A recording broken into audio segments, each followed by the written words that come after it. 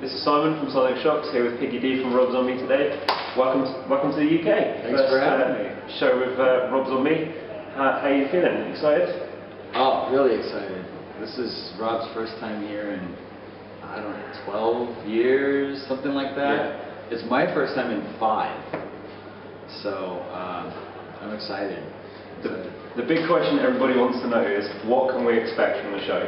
Oh my God, just, you people have no idea what you're in for. We brought as much crap as we possibly could. And by crap I mean robots and aliens and fire and things that aren't probably supposed to catch fire, but it will catch fire anyway. Lots of stuff. It's an hour and a half of just complete destruction. So there's a good chance people are going to go home mentally disturbed after this evening then? I'll guarantee it, yeah. And one of the things is, with this show being 12 years in the waiting, the whole tour 12 years in the waiting, was there an anticipation for you guys? Was there like kind of a pressure that you put on yourselves to really deliver? Well, yeah, I mean, you can't take a break like this and then come over in jeans and t-shirts and just go, here's Thunder Kiss 65. I mean, that's not the school we come from. We're all in, or we're not going to bother. So, you know, the timing was right. The band is at an interesting place right now. We've been playing together I've been in the band for 5 years now. So, we're all comfortable with each other, and we've toured so much together for such long periods of time that we all get along very well. We all work together very well. It's time to take it to the next level and come over and bring the show to everybody that hasn't got a chance to see it. I mean, there's people coming to the show tonight that have never seen White Zombie or Rob Zombie. They just know him from his films. Yeah. So there's a whole other generation now, and that's pretty exciting because you have a complete blank slate. So you have the chance to really just go out and just wow people. Exactly. One of the things I wanted to ask you is, obviously the band is called Rob Zombie. Everyone sees Rob, associates it with just Rob. But how do you guys work as a band? Is it a very band-oriented? Is it kind of like I don't know what the word I'm looking for. Is it you all have the same ideas, you all have input, or is it very much Rob's show? Rob is a director. He knows what he wants to get. He knows, you know, just like I'm sure he does with the scene, or with, you know, it's the same thing with music or with the show. He has a very specific idea of where he wants it to go. The cool thing is he asks everybody's opinion, and we're such strong personalities that for us to be able to be ourselves and be our own characters and be our own, dress a certain way, or act, you know, we all act very differently on stage, but it all gels because he just allows us to do that, you know. And the same thing goes with the music. You know, when we tracked the last record, the Hellbilly Deluxe 2, it was the first time, at least in my experience, I've ever been in the studio with a band where everybody was there all day. I mean, if we were overdubbing cymbals, everybody was there. And everybody had feedback, and everybody had input.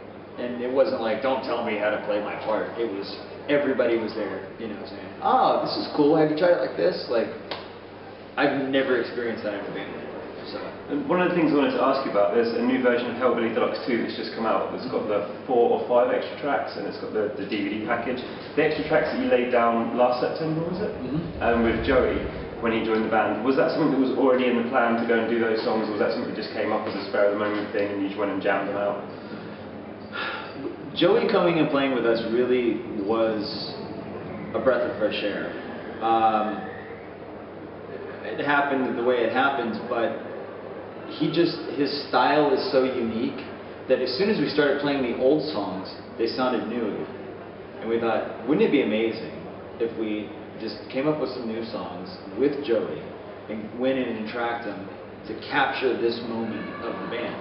Because who knows, with Slipknot and all his other things, how long he was going to stick around. It's like, he's here. We got to do this. Yeah. You can't be in a band with Joey Jordison and not go into the studio with him. So that's exactly what we did. You know, we filmed our little DVD and we changed all the packaging for the record. Everybody's got photos in there, and it's pretty fantastic, actually, the whole concept of it. So we just wanted to put the record out with a breath of fresh air since he was here. Kind of like a time capsule moment of Exactly. you know. Exactly. And one of the things with Rob, obviously, he's going to be getting ready to shoot a new movie soon, and obviously he has other things he does outside of the music. What do you guys do when he's making films and stuff? What do you use to occupy your time when you're not playing in Rob Zombie? I cook, do laundry. No, I'm kidding. I suck at both of those things. I write a lot of music, actually. I've got some solo music that I release just independently. I have a new country band that I'm writing with. It's me and a girl from Nashville. It's called Black Fox. So we have some music coming out next month. I love pop music. I'm writing a lot of pop music right now for different people. I do a lot of album art, a lot of photography. I have a company with my partner Karen called Black Victory, and we do merch design, album packaging. We did Hellbilly Deluxe 2, the re-release. So we stay busy. Between the art world and the photography world and the clothing world, we do a lot of stage clothing. We do all the costumes for Alice Cooper. So there is no downtime in my world. you worked with Alice Cooper on a short film for his last album as well, didn't you? Yeah, I directed a 3-song, it was like a little mini movie of the 3 singles from Along Came a Spider. And we did the album art for that record as well, and all the clothes and all the merch for that tour. So Alice is kind of our best client. He keeps coming back. And then we ended up writing some music together later on. We put out a Halloween single that we co-wrote together and started working on a new record before it became what it became now. So there is an Alice Cooper record in the can. So there's never really a dull moment with you then, by the sounds of it. Absolutely not. Are we going to actually see anytime soon a true solo record from you that's a direct follow-on from the Evacuation Plan, which you released in 2007? I'm in a weird spot right now with albums. I see as sad as it is, because I'm a music nerd. I buy records every day. Wherever I'm at, I find a record store, and I come home with just so many vinyls and CDs. But I really see the format of the album going away. And what I'm trying to do now is just focus on writing individual songs that are their own moment. And I started last October. I put out a song called Can't Blame You in October. And we shot a video for it, which I haven't released yet. But there's already 2 more songs recorded. And I'm just kind of waiting until we have a little bit of a break in the schedule and I can put the music out and it doesn't conflict with everything else that's going on. Same thing goes with the country thing. I don't think people's attention spans can, these days, especially a younger demographic, can really handle full albums at a time, unless they're really short.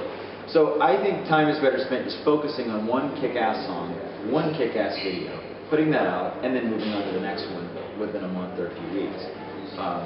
That, to me, is kind of my new format. We'll see if it works.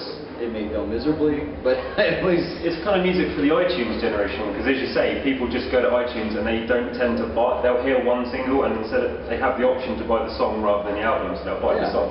So I think it makes a lot of sense to release music as kind of like chunks, and then if they want to buy it as an album later on, you know, they have the option. So I think it's kind of a good part to go. I really kicked myself with the Evacuation Plan because I was so proud of every song on that record to put it out in one 12-song disc.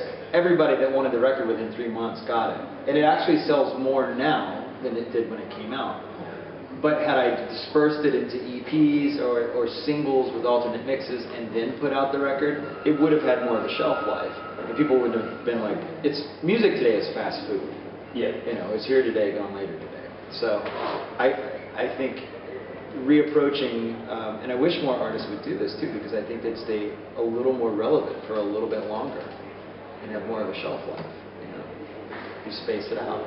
Don't blow your loads.